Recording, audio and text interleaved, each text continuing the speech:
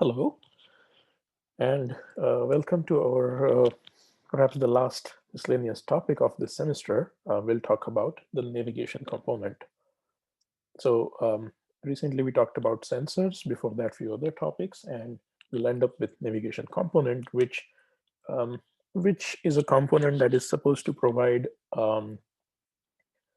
easy navigation between different views, and mostly with an architecture where there is a single activity and it can host and swap in and swap out different fragments. So that is the sort of recommended architecture that Google Android team is going towards. So we'll take a look at that, and uh, there is a little bit of a learning curve, but once you get a hang of it, um, it makes designing your app and handling these navigations very easy. So let's see.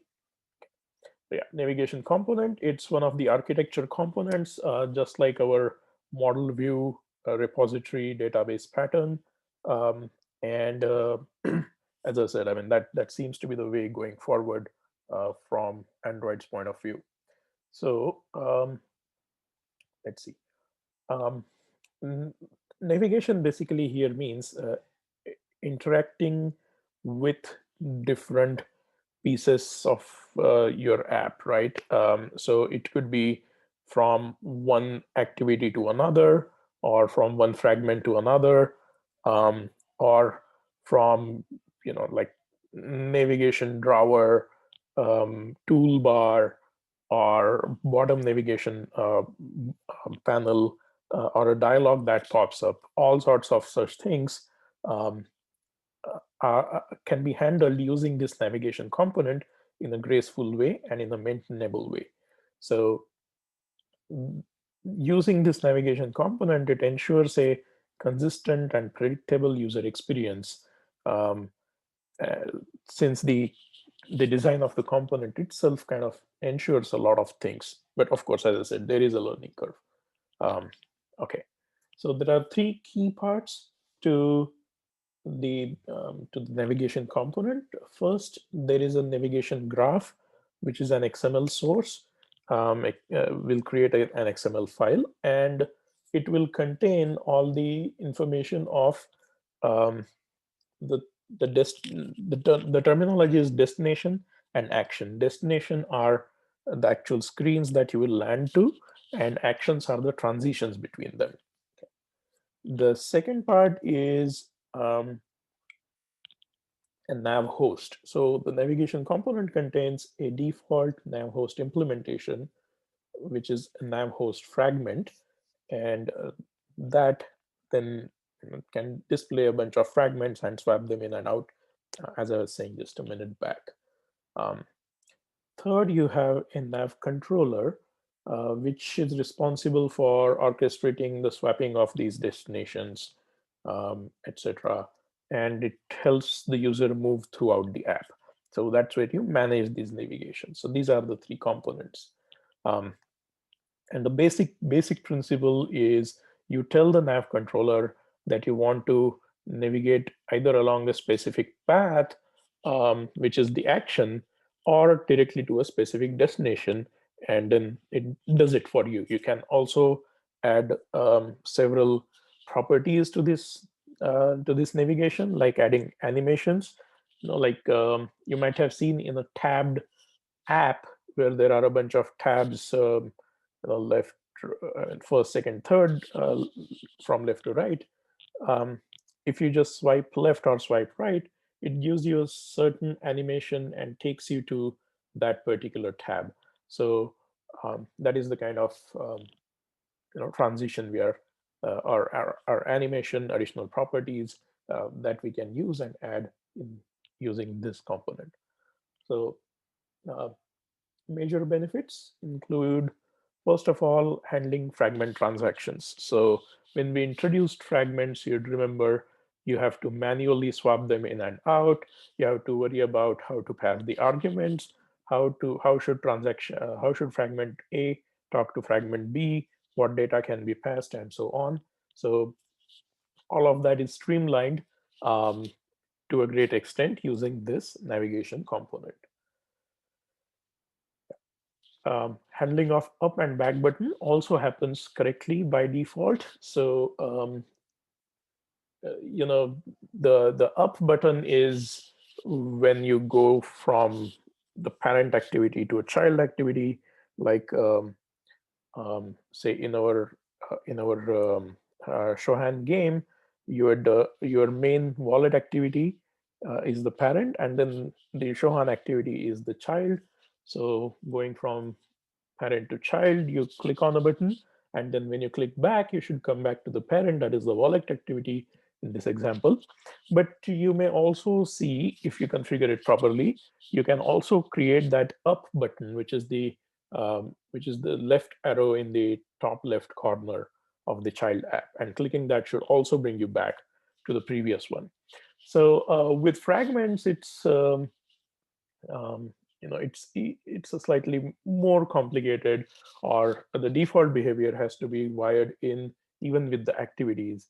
And um, the so the expected behavior is it should be same as back until you are at the root, and um, the navigation component takes care of that. So both the up and back button, they work alike until the last one, of course. The and we'll talk about that in a second. But and that is handled by default. So that's a great advantage, and you don't have to sort of repeat a similar code in every fragment or activity. Um, so yes, animations and transitions between the views.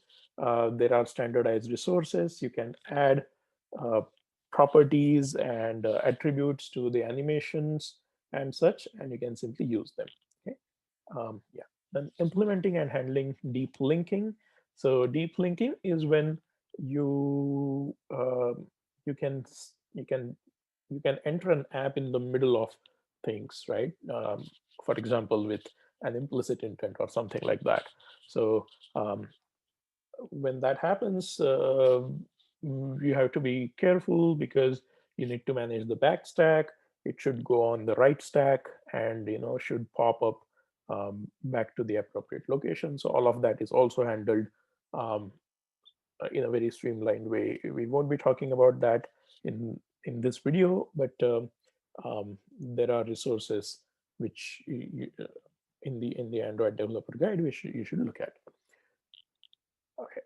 So you can also include navigation UI patterns like the navigation drawer, bottom navigation, etc., with minimal additional work. So this pattern kind of encapsulates all of that, supports all of that, and you can create beautiful navigations through these. Okay, Safe Args is a Gradle plugin that provides a type safety, compile time type safety when navigating and passing data. So you can incorporate that, and then you can create more type safe transitions. We'll see an example of that soon. And since it's part of the architecture components, it understands things like view model, and you can basically use a view model along with this navigation graph and all the other related things. All right. Okay, so these are some key benefits. So here's an example from the Sunflower app that Google has developed. Some of you might have come across it already. If not, please do take a look. It's a good learning experience for several of the patterns we have talked about, like databases and so on, and also for this navigation. So the key principle is um, there should be one starting destination, and that is the screen that you come to when you click on the icon in Launcher. So in this case, the list screen in the middle is the um, is the is the start destination. So every app should have a start destination, and that should be the first screen that user sees, and also the last screen that user sees when they keep going back using the back button. So that is the key navigation principle here. Um, so You basically describe screens like these in your graph, and you, in a sense, you describe the stack of destinations as well. So when you create them, or when the user navigates like this, it user is creating a stack of destinations. Okay, so quickly about the up button. So this is the left arrow at the top, which is called the up navigation button. And the up navigation should have the same behavior as the back button at the bottom. That is the idea. So here you'll see um, clicking on that should take you back here, um, and clicking the back button should take you back here. Now, another thing, since the list screen is the home destination, or the first destination, or the start destination, it will not have the up button. um, there is a this button here indicates there is a navigation drawer, and you can get to that by clicking it, but there won't be an up button from the first screen of your app, um, because there is no up, there is only back, and the user um, should knowingly, consciously click the back button and exit the app from this point if they want to. Okay. How do you include a navigation support in the Gradle file? This is your app level or module level Gradle file. Um, you will include the nav version, and for Java, you have Android X navigation, and then navigation fragment with the version, or navigation and navigation UI with the version. There is also support for um, testing and such. So we are not going to talk about these things, only the first two. So to try out the examples we'll see here, um, that should be enough. Okay, but yeah, these things are out there, and you can read more in the documentation. All right, now creating the nav graph. So nav graph is is an XML resource, but then the Android Studio IDE supports a visual way of representing that. So that is the key, one of the key parts here. Things that simplify development and maintenance. So navigation happens between the app's destination, and um, you basically create a graph where the nodes are the screens and the edges are the actions, or the navigation logic. Um, so navigation graph um, is a resource file that contains all of your destinations and actions. We'll see the example in a second. And it represents all of your app's navigation paths. So it is recommended that once you are using the navigation graph, you should not be, in most cases, you should not be using the other navigations, like um, loading a fragment yourself, for example. So create a resource file at res navigation and give it some name .xml.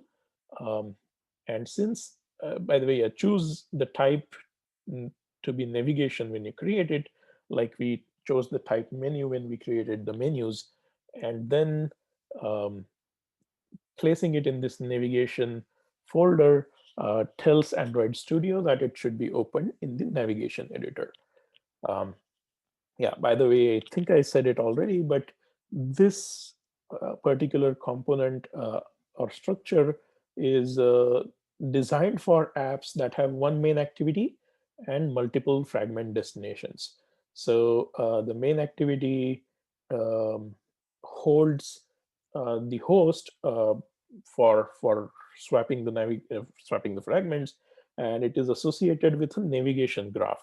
Um, it contains the nav host fragment and then swaps the destination based on the app logic.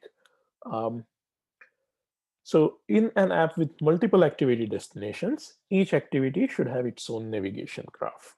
Okay, that's the sort of, yeah, principle or design best practice here. So this is how the navigation editor looks like. Um, these are our destinations. There is a home, there is a um, flow step 1 and a flow step 2, and then there is a deep link. So this is part of an Android code lab. um, you can take a look at it. You'll find the links through the standard documentation. And it's a partial state. As you can see, not all of them are connected. In fact, there is no destination from home, so you're supposed to add destination from home to the first flow, or flow step 1, etc. Anyway, but let's see, what do we have in the navigation editor? Most things are fairly intuitive. um, you have a destinations, all your destinations here in the component tree. You can see home, then all others. If you expand the arrows, you'll see the children, which are actions, and some other things possibly. In the center, you have the graph editor, where you can visually add things by creating a new destination. We'll talk about that in a second. And you can, of course, always switch between the visual versus the code, design versus the code, by clicking one of these buttons. And then, yeah, attributes show you, well, attributes of whatever you have selected. In this case, nothing is selected. Um, so, yeah, this is a closer look. The destination, as we said, are different screens that the user can visit, and those are the nodes in your graph. And then edges are the actions, which are logical connections between the destinations. So you'll be invoking these actions, and only creating the actions in the navbar and invoking the actions in your code. Um, and one of these destinations will be designated as the home. So if we go back here, there is this home button. Select one of those and click it, and it makes that um, particular destination the home destination. So that's where your app will start. That's where you'll be when the app launches from the launcher. Okay, let's take a look at the um, XML code view of this. Um, yeah. Um, so yeah, there is a lot of stuff there, but this is relevant. So the parent is a navigation element, and what do we have inside that is a bunch of fragments. In this case, here is a zoomed in highlighted one for the fragment for flow step 1. So flow step 1 destination um, attaches the um, name, that is the fragment that it is associated with, the layout that is associated with it, and then you can have arguments and actions designated here. And as you would guess already, you can also create these things in your Java code, but it is recommended to do it here as much as possible.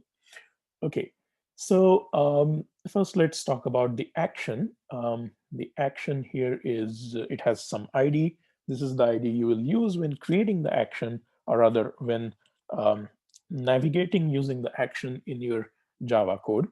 And it has a destination. Of course, the source is the fragment element. It is a child of. So this is basically a navigation from the flow step 1 dest to flow step 2 dest, and its name is next action. Then argument. So, when you create a new fragment or go to a new screen, you may want to pass some information like we used to pass with intents. You'd still pass them with intents in actions, in activities, when using activities.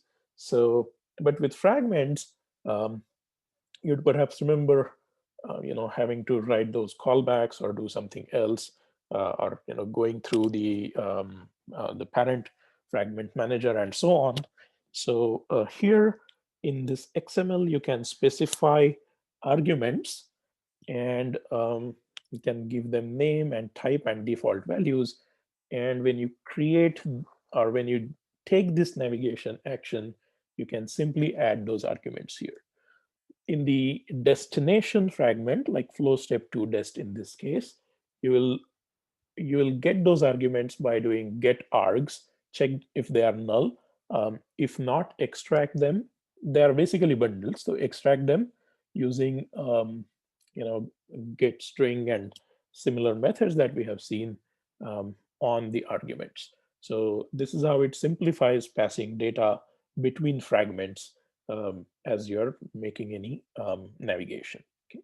All right, so we'll pause here and we'll come back um, with getting